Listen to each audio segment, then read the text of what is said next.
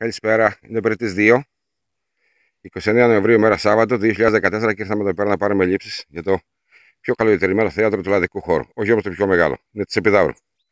Και είναι το πιο μεγάλο εν μέρα ανασκαμμένο στην Μεγαλόπολη, κεντρική Πελοπόννησο.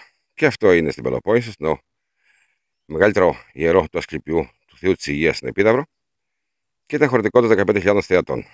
Κατασκευάστηκε σύμφωνα με την περιττή Παυσανία το 80-190 μετά Χριστό από τον Αργείο Αρχιτέκτονα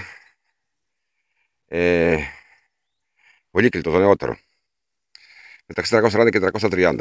Ανασκάβηκε από το 1880-70 μέχρι 1926 από τον μεγάλο κεφαλήν αρχαιολόγο Παναγή Καβαδία, την οποία πρωτομείνει λίγο πιο κάτω στο αρχαιολογικό χώρο της Επιδαύρου. Επαναλαμβάνω ότι αυτό εδώ το Ασκληπείο είναι το πρώτο που μνημονεύεται. Είχε εκτροφείο όφεων νοσήμα του Ασκληπιού. Κάθε Ασκληπείο νέο που γινόταν έπρεπε να πάρει ένα φίδι από εδώ και να πάνε στον τόπο που θα ιδρύεται το νέο Ασκληπείο. Αρχαιότερα υπήρχαν δύο τρόποι να γιατρευτεί: να πα στου γιατρού ή να έρθει να γιατρευτεί μέσω του Θεού τη Υγεία, του Ασκληπείου, στα Ασκληπεία, όπου οφείλει να κάνει κάποια θυσία, να αφήσει κάποιο αγωλό και να κοιμηθεί στο λεγόμενο εγκυμητήριο, στο άδειτον. Όπου έβλεπε ένα όνειρο, έπρεπε να πει το όνειρο, και αν δεν έβλεπε το όνειρο, να ξανακοιμηθεί, να πει οπωσδήποτε ένα όνειρο. Και σύμφωνα με εκείνο το όνειρο, οι νεροκρίτες που ήταν ιερεί, σου λέγανε τι συνταγή να πάρει για να γιατρευτεί.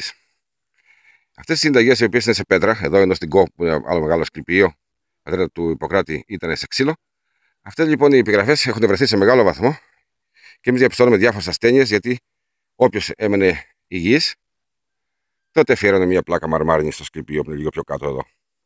Και από κάτω έγραφε ούτως εγέννητο υγιής. Οι συνταγές που είναι απαράμιλο περιγραφής και κάλους για διάφορες ασθένειες στην αρχαιότητα. Όταν βέβαια πέθανε ο ασθενής, η δικαιολογία ήταν εύκολη, ότι ο πιστός δεν πίστευε στο Ασκληπείο. Και φυσικά, σαν Θεός της Υγείας, ο τελευταίος μεγάλος πρόμαχος του ελληνικού 12ου. Λατρεύεται μέχρι τον 5ο-6ο αιώνα μετά Χριστό. Αυτό λοιπόν το θέατρο ανασκάβηκε το Παναγή Καβαδία, και η πρώτη παράσταση ήταν 1938, που δόθηκε εδώ πέρα. Ήταν η Ηλέκτρα του Σοφοκλή, από τις μεγάλες πρωταγωνίστριες του θεάτρου, Κατίνα Παξινού και την Ελένη την Παπαδάκη, την οποία οι αντάρτες στα Δεκεμβριανά του 1944 τη σκότωσαν, πιστεύοντας ότι είχε συνεργαστεί στην κατοχή 41-44 με τους Γερμανούς. Κάτι το οποίο φυσικά δεν επαληθεύτηκε ποτέ. Το θέατρο είναι κατασκευασμένο όχι από μάρμαρο, αλλά από πορόλιθο. Ένα υλικό αυτό στην περιοχή και που απορροφά τον ήχο. Και ο τελευταίος θεατής που είμαι εγώ στην πάνω μεριά του κύλου, όπως λέγεται, με δύο διαζώματα, 1-2, ακούει πάρα πολύ καλά. Η ακουστικότητα είναι άνευ προηγουμένου.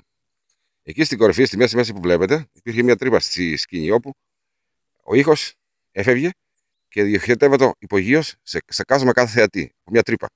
Να ακούει ακόμα καλύτερα. Κάτι ασύλληπτο για την αντίληψη τη σημερινή, ότι τότε, πριν 2.340 χρόνια, μπορούσαν οι Έλληνες να διανοηθούν τέτοια πράγματα, μα και τόσα άλλα αξιόλογα.